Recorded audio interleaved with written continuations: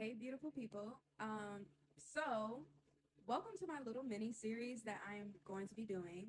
I do want to be upfront. This is a little personal and a little nerdy, and probably the most me thing I've ever put out on the internet, to be honest. But I've been, as of lately, diving deep into like my birth chart, and um, if you don't know what that is, we're gonna learn together. It's basically supposed to be like a snapshot of like the stars in the skies of your exact birth time and place and where you were born, and it's supposed to be like the blueprint of you, the blueprint of your soul. But here's the thing: reading the descriptions online, like on the little websites, or like even listening to other TikToks, to me they feel flat. So like, Scorpio risings are so intense. Like, okay, sure, but how? Like, tell me what that feels like. What does that look like? I'm a type of person who want more than just like the surface level explanation. So I basically did a thing. I went to AI. I don't use ChatGPT. I use DeepSeek. I went to DeepSeek and I typed out this little prompt where I asked it to pull my basically accurately pull my birth chart and to basically give me characters in movies that like describe like my placements and the degrees of my placements and like help it make sense for me. And just like I wanted it to be deep, I wanted it to be intriguing, something that is like tailored to me and what I like. And I really feel like the more I read through this and the more I share with you guys, and I'm going to explain why I feel like it really resonated with me, it just clicks for me. So I just basically want to take you guys on this journey with me. So I hope you guys enjoy my little mini series. And this is basically episode one, the opening shot with my ascendant and my first house. So let's get into it. Because I have lost my contacts and I need to go see my eye doctor to order some more, I will be wearing my glasses during the rest of this video. Okay. Your rising sign or ascendant is the mask you wear. It's the first impression you burn into a room before even opening your mouth. It's the vibe. Mine's is in Scorpio in the 18th degree, which also means the alchemist. And the character Deep Sea gave me was Elizabeth Solander. And I'm going to show you guys what she looked like. This is her. Okay. So, yes, the girl with the dragon tattoo. And you know what's crazy? I actually love that movie. I love like this Phoenix energy she gives. And I also my favorite song by Miguel is The Girl with the Dragon Tattoo. That's crazy. And I always wanted a dragon tattoo. Anyway, so yes, the girl with the dragon tattoo. Now, before you start to think, oh great, she thinks she's a gothic hacker, hear me out and why I think this is accurate. Lisbeth doesn't enter a room, she materializes. She stands in a doorway and she just watches. I very much can relate because I love to observe the room. I need to know who I'm around. And she also doesn't perform warmth. I don't like to kind of give off that warmth feeling to people when they first initially meet me, most of the time, because I kind of want to watch and observe people. I want to know if they're real or not, if they're just performing for the people that they're around, or are they being themselves. And I also don't like to fill the silence with small talk. And this character particularly is very much the same. I hate small talk. I hate small talk. She is the human lie detector, and people either want to confess their deepest, darkest secrets to her, or they just want to absolutely be terrified of her and avoid her at all costs because she already knows them. And I, on a personal level, I experience this on the daily. And I've even gotten feedback from other people who are the people who are terrified by me. They just, something about my vibe makes them feel scared. So, with that being said, I have never felt more seen. Growing up, I always was told I was too quiet or too intense. I had raw emotions. And that I also have a resting bitch face. And I'm going to insert a picture here to even show, like, I kind of do. But that stillness, that's not emptiness. That's data collection. That's me observing. That's me scanning the energy of the room, reading the subcontext. figuring out who's real and who's performing, like I said earlier. With Elizabeth, she's a hacker. She sees the files behind the firewalls. And that's what a Scorpio rising is. At least that's what Deep Sea is telling me. And I feel like it is true though. It's not about being spooky, being a Scorpio rising. It's about having a built-in bullshit detector that never turns off. And I feel like I have that. But here is the plot twist. Underneath that leather jacket and intense stare, there's a whole other movie playing. So, my moon sign is how I process my emotions. It's the inner child, and mine is in Sagittarius. I was going to say Scorpio. You thought. No, it's in Sagittarius. It's in the first house, which means it's right on my face. I can't hide it.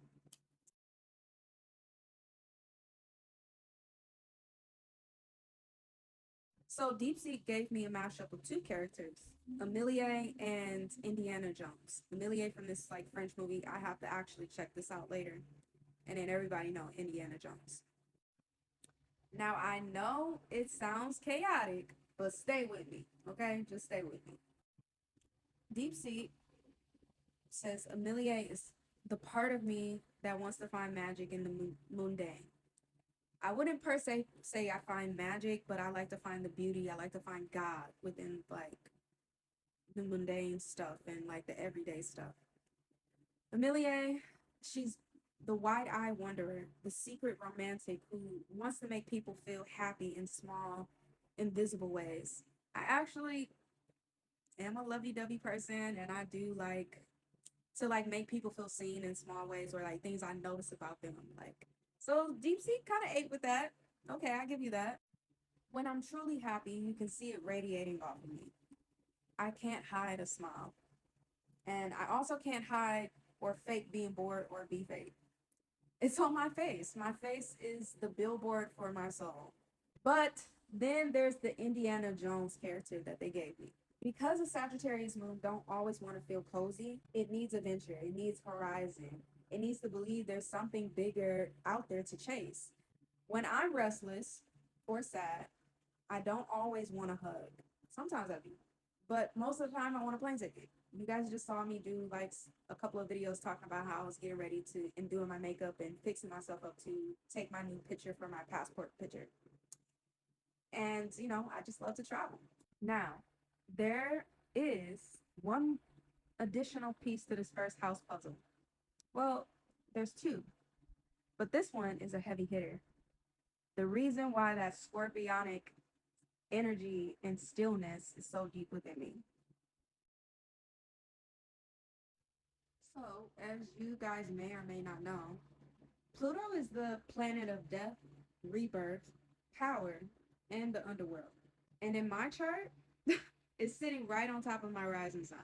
And it's in the first house, and it's also in Scorpio. And the character Deep Sea chose for me is the Phoenix, Jean Grey from the X-Men series, The Dark Phoenix. You a little intimidated, maybe? Constantly. Now you come here to kill me? That's right. And you couldn't even do that? Let me show you how.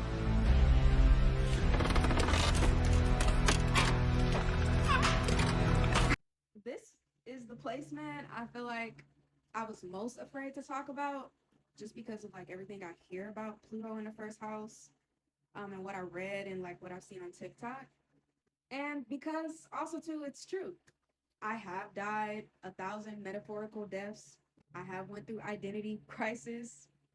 I've also had dark nights of the soul a lot, um, where I had to also like burn down who I was to become who I need to be.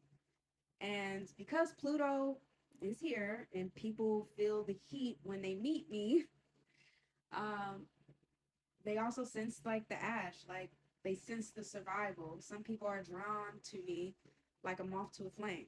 I've also heard a lot that like from people I used to like, date and people I've been in a relationship with and even friends, they have always say like, I just feel like you've been through something.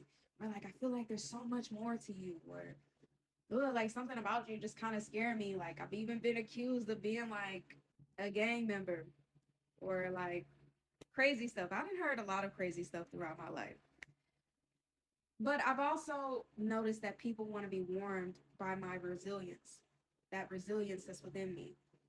And other people are terrified of getting burned by me, so they avoid contact. But with this character, Jean Grey, which again, the way like Deep Seek has been eating with these references, these are some of my favorite fucking movies. And some of my favorite characters too.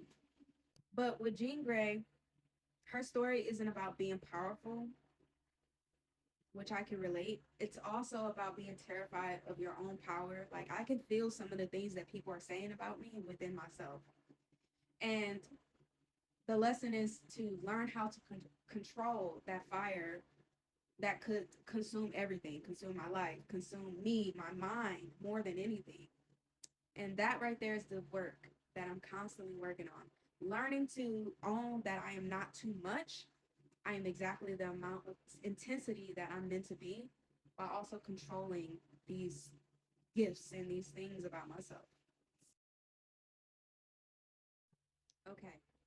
Before we leave my first house, before we leave the first house, there is one more character in this opening scene, and the character is the genie from Aladdin.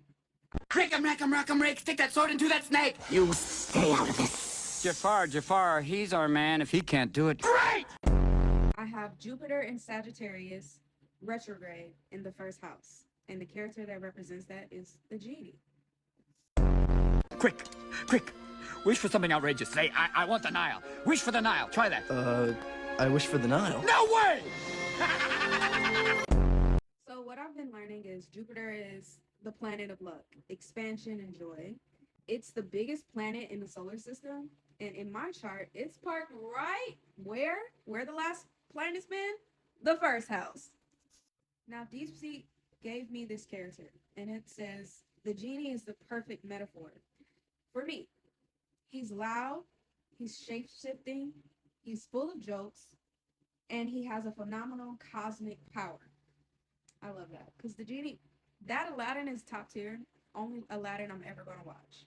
And Robin Williams, low key, is like one of my favorite actors. So when I say that Deep Seek was really like fucking hitting it on the nail, was really eating that shit up for me, believe me, believe me here.